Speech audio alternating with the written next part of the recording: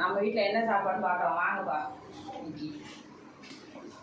என்ன சாப்பாடு? சுட சுட சாப்பாடு. என்னப்பா? சுட சுட சாப்பாடு. பையனுக்கு லஞ்சு கட்டுறேன் பார்த்துக்கோங்க. லஞ்சு.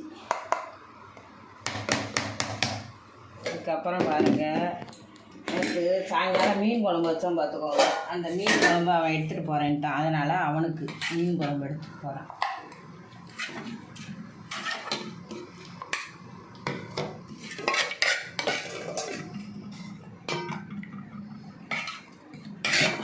மீன் குழம்பு ஊற்றுங்க.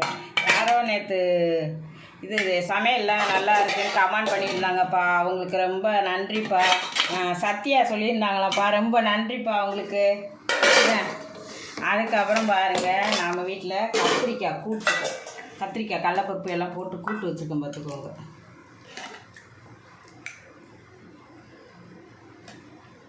மீன் குழம்பு, அவனுக்கு முட்டை ஆம்லேட்டு. இங்கே பாருங்கள், நம்ம வீட்டு மேலே ஒரு தொட்டி வச்சுருந்தோம். அந்த தொட்டியில் காராமணி வளர்ந்து பார்த்துக்கோங்க. அது ஒரு சந்தோஷம். அதை மட்டும் தனியாக பொரிச்சு வச்சுருக்கிறோம் பார்த்துக்கோங்க.